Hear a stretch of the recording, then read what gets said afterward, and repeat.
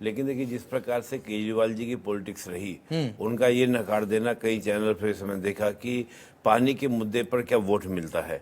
देखिए जनता, पानी basic need है, मैं मानता हूँ ऑक्सीजन, पानी और आपका फूड, ये 3 बेसिक नीड होती हैं। पानी के मोर्चे पे आम आदमी पार्टी की जो सरकार है वो पूरी फेल रही। जब गर्मी चरम पर थी तो पानी के क्राइसिस क्रिएट हुआ, हमने टैंकर के पीछे लोगों को भागते हुए देखा।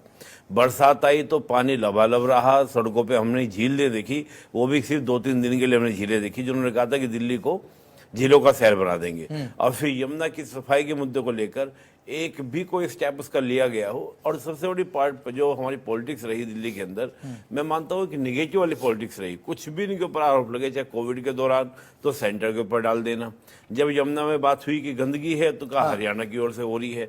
तो जो ये टालने की प्रवृत्ति थी हर तरीके से, तो मुझे लगता है कि कहीं ना कहीं जनता इससे क्या होगी कि जनता को मानना ये है कि अगर आपको ये लगता है कि हम सेंटर से अच्छे से तारतम्यता नहीं बना सकते, आप लड़ाई की और फाइट के मूड में रहते हैं, तो बेटर है कि मुझी को पावर मिल जाते हैं। कम से कम ये कह तो नहीं पाएंगे ना कि हम लोग एलजी के साथ हमारी फाइट चलती रही। एक संवैधानिक व्यवस्था दी गई है संविधान में, आर्टिकल 239A के तहत।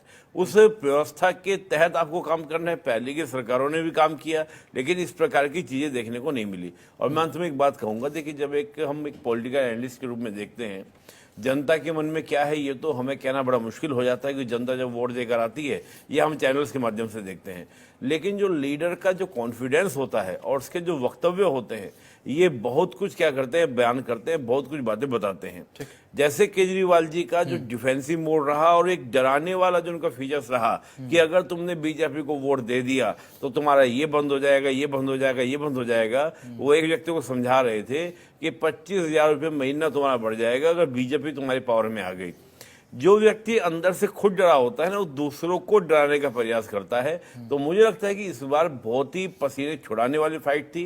कांग्रेस ने इस फाइट को दिलचस्प बनाने का प्रयास किया। कांग्रेस जो है लोगों के दिल में तो है शीला दीक्षित के समय की, लेकिन दिमाग में कांग्रेस नहीं चढ़ पाई। और आपने बिल्कुल सही पूछा था, कांग्रेस की प्रवक्ता वो बता नहीं पाए, वो बीमारी की बात लगा दी राहुल गांधी जी ने। लेकिन फैक्ट ये था कि जो कांग्रेस का जो दमखम दिखना चाहिए था, जैसे देवेंद्र यादव जी ने जो यात्रा शुरू की थी, उसमें राहुल गांधी कितनी बार पार्टिसिपेट किए हम भी जानते हैं, आप भी जानते हैं। लगातार बीमार थोड़ी न रहे वो, और बहुत एक्टिविटीज में दिखाई दिए। और चुनाव प्रचार में केवल राहुल गांधी नहीं, और भी तो नेता हैं, हमें वो नेता दिखाई दिए। एंड टाइम पे अजय माकन अपनी प्रेस कॉन्फ्रेंस कैंसिल कर देते हैं जिसे वो घोषणा करने वाले थे।